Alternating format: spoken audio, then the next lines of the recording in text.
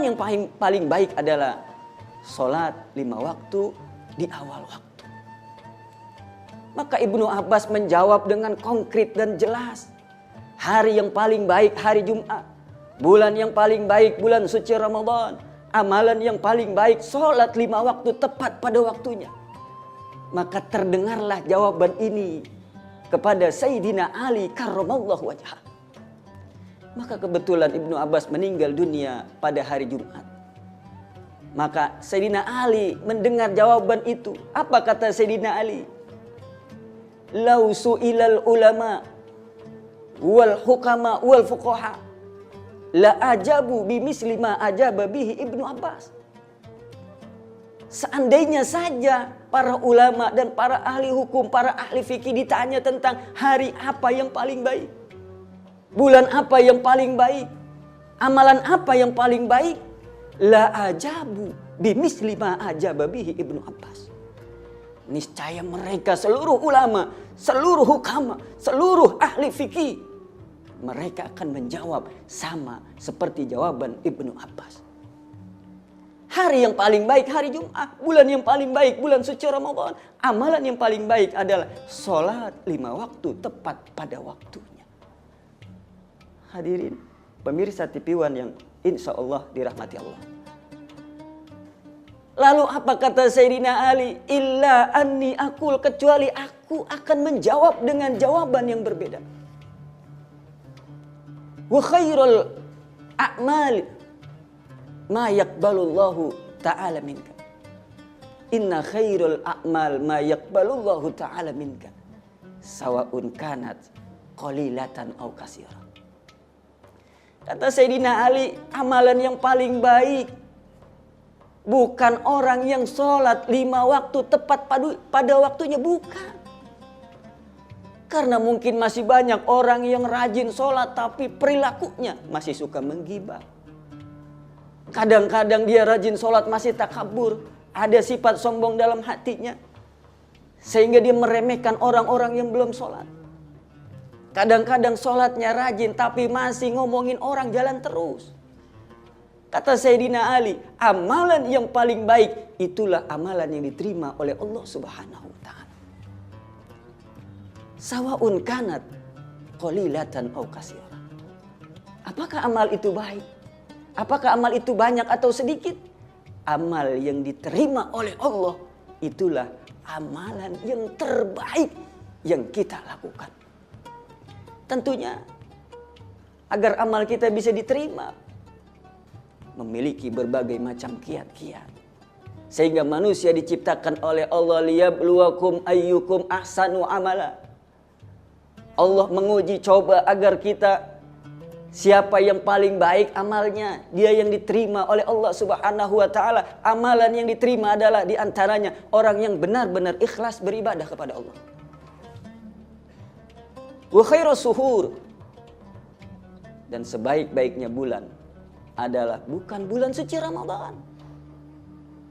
Walaupun di dalam bulan suci Ramadan berbagai macam kemuliaan yang diturunkan oleh Allah kepada umat Nabi Muhammad. Di bulan suci Ramadan dosa-dosa umat Nabi Muhammad diampuni oleh Allah. Di bulan suci Ramadan Allah turunkan Al-Quran.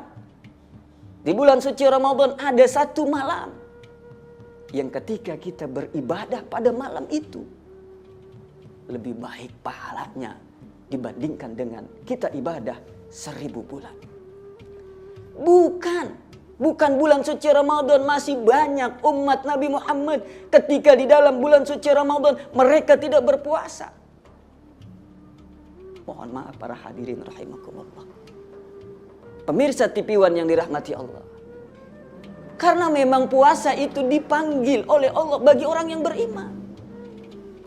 Ya ayyuhalladzina amanu kutiba alaikumusiyam kama kutiba alal ladzina min qablikum la'allakum tattaqun. Wahai orang-orang yang beriman, diwajibkan atas kamu berpuasa. Kita lihat fenomena yang ada. Masih banyak orang yang tidak berpuasa. Masih banyak orang yang tidak menjalankan perintah Allah di bulan suci Ramadan. dia tidak mampu mengendalikan amarahnya.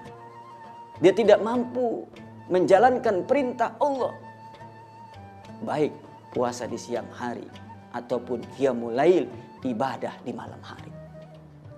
Masih banyak orang yang ketika datang bulan suci Ramadan masih pelit, bakhil, kikir. Apalah artinya Ramadan kalau sifat bakhil, sifat kikir, sifat pelit, sifat tidak peduli kepada sesama manusia masih melekat di dalam dirinya. Itulah kata Sayyidina Ali, sebaik-baiknya bulan adalah mata tubuh fihi ilallah taubatan nasuha. Sebaik-baiknya bulan adalah di mana di bulan itu kita bertaubat kepada Allah. Dengan taubatan nasuha. Dengan sebenar-benarnya kita bertobat. Banyak kesalahan dan dosa yang pernah kita lakukan. Tentunya setiap kita pasti punya salah dan dosa. Bisa jadi saya yang berbicara pada saat ini lebih banyak dosa daripada pemirsa yang ada di rumah. Kullu bani Adam khata'un. Rasul SAW bersabda dalam hadisnya, kullu bani Adam khata'un wa khairul khata'at tawwabun. Setiap manusia, setiap anak-anak Adam, mereka punya salah dan dosa. Wa khairul khata'at tawwabun. Dan sebaik-baiknya orang yang bersalah, dia yang senantiasa bertaubat kepada Allah Subhanahu wa taala. Tapi bukan taubat sambel. Tapi bukan taubat main-main. Dialah orang yang senantiasa taubatan nasuha. Taubat yang sebenar-benarnya bertaubat kepada Allah. Sungguh-sungguh. Ibnu Abbas mengatakan taubat nasuha itu an-nadmu bil qalbi. Menyesali di dalam hati. Mesti ada penyesalan dalam hati. Kita pernah berzina. Kita pernah berzudi. Kita pernah makan riba. Kita pernah menzolimi orang lain. Orang-orang yang bertobat, dia mesti menyesali dalam hatinya. Lalu apa? Wal istighfar bil lisan. Lalu dia banyak beristighfar di lisannya. Astaghfirullahaladzim. Astaghfirullahaladzim. Astaghfirullahaladzim. Bahkan ada istighfar Sayyidul Ayyam. Astaghfirullahaladzim. La ilaha illa anta rabbi. Allahumma anta rabbi la ilaha illa anta khalaqtani. Wa ana abduka wa ana ala ahdika. Wa wa'dika mastata'tu. A'udhu bika min syarri ma sana'tu. Abu'u laka binikmatika alayya. Wa abu'u bidhambi. Faghfirli fa innahu la yaghfiru dzunuba illa anta. Pemirsa, ini adalah Sayyidul Istighfar. Bagi kita orang-orang yang bertobat, hendaklah kita baca. Siapa orang yang membaca Sayyidul Istighfar? Allahumma anta rabbi la ilaha illa anta khalaqtani. Ya Allah, engkau adalah Rabbku. La ilaha illa anta khalaqtani. Tidak ada Tuhan melainkan engkau ya Allah. Engkau yang telah menciptakan aku. Maka kalau dia baca malam hari, seandainya pada malam itu dicabut nyawanya, kata Rasul, dia dalam keadaan husnul khatimah. Taubat nasuha adalah yang pertama, an-nadbu bil qalbi. Menyesali dalam hatinya atas segala kesalahan dan perbuatan dosa. Wal istighfar bil lisan.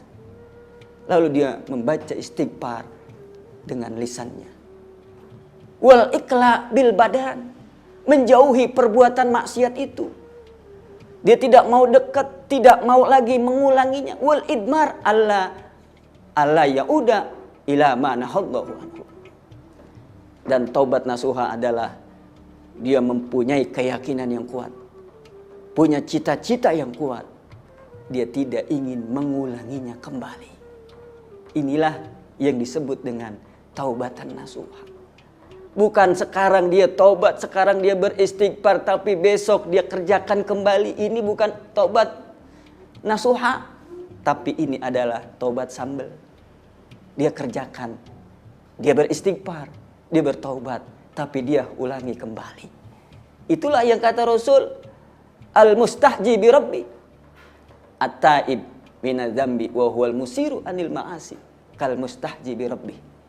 Orang-orang yang bertaubat tapi dia tetap melaksanakan maksiat, sama seperti dia mengejek Tuhannya. Beda dengan orang-orang yang bertaubat dengan taubatan nasuha. At-taibu minadz dzambi kama la dzambala. Orang-orang yang bertaubat sama seperti dia tidak memiliki dosa. Karena istighfar menggugurkan dosa dan kesalahan. La kabirota ma'al istighfar. La sogirota ma'al israr. Wala kabirota ma'al istighfar.